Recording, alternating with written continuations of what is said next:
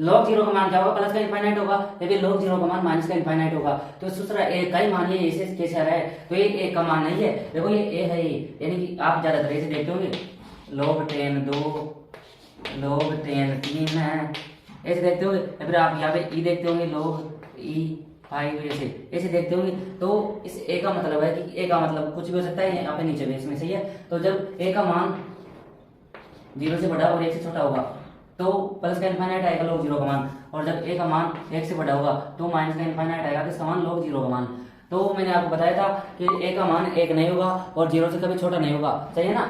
ए का मान कभी भी 1 नहीं होगा और ए का मान 0 से छोटा कभी नहीं होगा, या तो 0 से 1 के बीच में होगा या फिर 1 से बड़ा होगा ए का मान। देखिए इसे कैसे हुआ, जब ये ए 0 से 1 के बीच में आया तो इसका मान log जीरो का मान प्लस का इनफाइनाइट कैसे हुआ, और जब सूत्र 1 से बड़ा होगा तो ये कैसे हुआ। तो देखिए कैसे हुआ, जैसे मैंने आपको बताया है कि log ए एक्स बराबर जब n होता है, क्या होता है जब n होता है तो इसको कैसे लिखते हैं, इसको लिखते हैं हम x बराबर a की पावर n, ऐसे लिखते हैं। यानी कि x के नीचे a है तो ये a किसके नीचे आ जाता है, n के नीचे a आ गया, सही बात है।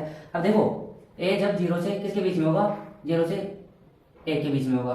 तो जैसे मान लो मैंने लिख लिया 0.9 लिख लिया, और इसकी पावर n है, इसकी पावर क्या है, इसकी पावर n है। तो मेरे को ये 0 का कब मिलेगा, देखो x का मान क्या है, यहाँ पर 0 है, यहाँ पर क्या है x का मान 0, तो मेरे को 0 कब मिलेगा, जब ये n बहुत बड़ा हो जाएगा।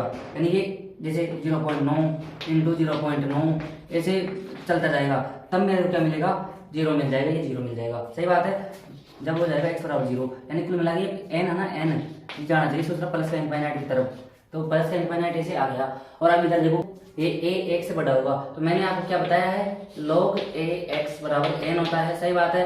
तो हम इसको ऐसे लिख देते हैं log a की पावर n।